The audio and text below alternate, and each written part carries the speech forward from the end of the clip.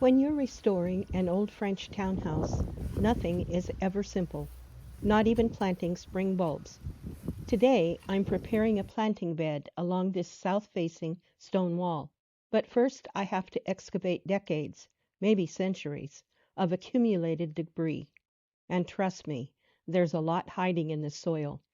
This bed will eventually hold tulips and daffodils, but right now I'm removing stones, sifting through the soil, and pulling out glass shards, pottery fragments, and rocks that have no business being in a garden bed. See how I'm working the soil?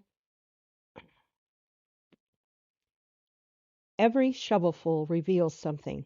These stones I'm setting aside will become the edging for the bed. Nothing goes to waste here. The vegetation and nettle roots will go straight to the compost pile. Now you might notice I have some unvisited assistants today, my neighbor's chickens. They're helpful for pest control, but they're also why I'll have to cover these bulbs with boards once they're planted. Without protection, these birds will scratch everything up, peck at the bulbs, or leave them exposed to freeze. It's not ideal, but it's practical. And speaking of excavation, see this forest of nettles behind me? This entire area was once completely overgrown with them.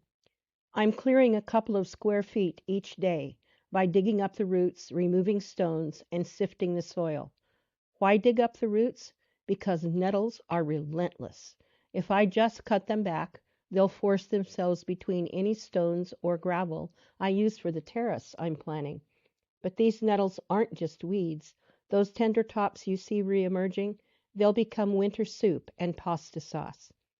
Now, those pretty sherds I keep finding. They're not just trash.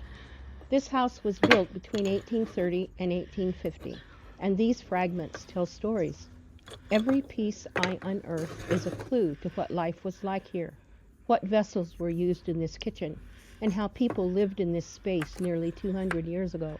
In a forthcoming video, I'll show you what I've collected so far and how I'm trying to identify these pieces to match the vessels that would have been used here, becoming a backyard archaeologist to make my renovation as period correct as possible.